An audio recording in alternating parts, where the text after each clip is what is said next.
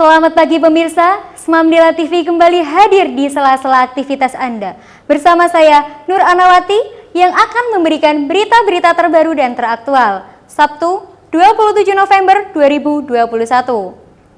Beralih ke informasi yang pertama, pemerintah memutuskan untuk tidak melakukan penyekatan di jalur mobilitas masyarakat selama periode Natal dan Tahun Baru, seperti yang pernah dilakukan pada masa mudik Mei 2021. Sebagai gantinya, screening seperti pemeriksaan tes swab atau antigen dan pengecekan status vaksinasi akan diperketat.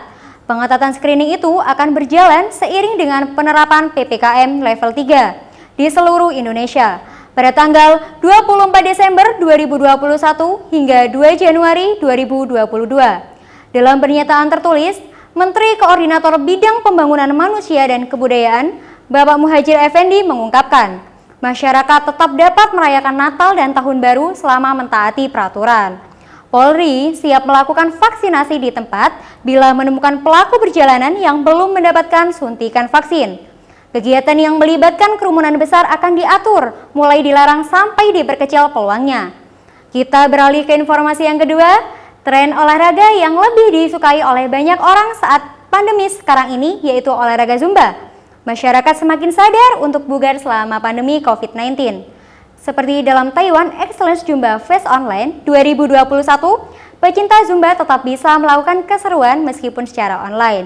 Olahraga Zumba merupakan olahraga kardio yang menggabungkan gerakan aerobik. Olahraga Zumba sangat baik dilakukan oleh penderita jantung. Olahraga ini bisa dipercaya membuat otot jantung lebih kuat, sekaligus membantu menurunkan tekanan darah dan kolesterol. Untuk melakukan Zumba pemirsa, cukup dengan melakukan beberapa tahapan. Tahapan akan dimulai dari sesi pemanasan, lalu dilanjut Zumba Fest Party hingga sesi pendinginan. Olahraga ini bisa menjadi pilihan pemirsa untuk menghabiskan waktu senggang atau waktu liburan dengan kegiatan yang positif dan menyehatkan. Berita tadi turut mengakhiri perjumpaan kita pada pagi hari ini. Saya Nur Anawati dan kru yang bertugas pamit undur diri.